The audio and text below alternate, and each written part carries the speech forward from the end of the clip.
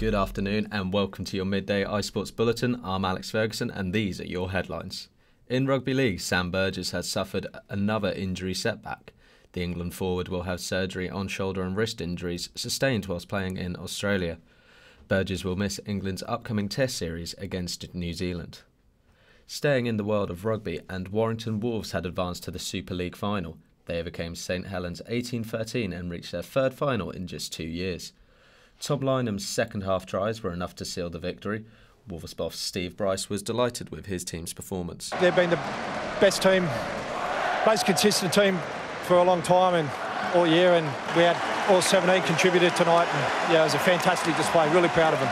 We'll get back to work and we'll be ready to go next week. India captain Virat Kohli has broken another record. Kohli has become the fastest Indian and the second fastest player ever to 24 Test centuries. He hit 139 in the ongoing first Test against the West Indies in Rajkot as India declared on 649 for 9. Moving to football now, and the qualifying for the Women's World Cups has begun.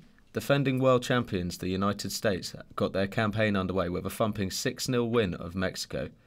Denmark, Belgium, Netherlands and Switzerland are battling for the final European slot through the playoffs. In the Premier League, West Ham could jump into the top half tonight. They play Brighton at the Amex Stadium at 8 o'clock, and a win by 2 goals would see them overtake Manchester United. West Ham are likely to be unchanged from the side that beat United last weekend. Brighton are awaiting on the fitness of midfielder Dale Stephens and will be without key playmaker Pascal Gross. Southampton clash with Chelsea this weekend in the Premier League, and we'll have the latest from Saints boss Mark Hughes after his press conference this afternoon. Aidy Boothroyd has announced his England under-21 squad to face Andorra and Scotland in Euro qualifying. It includes Premier League winner Phil Foden for the first time. Also receiving their first call-ups are Hoffenheim's Reiss Nelson and West Brom's Harvey Barnes.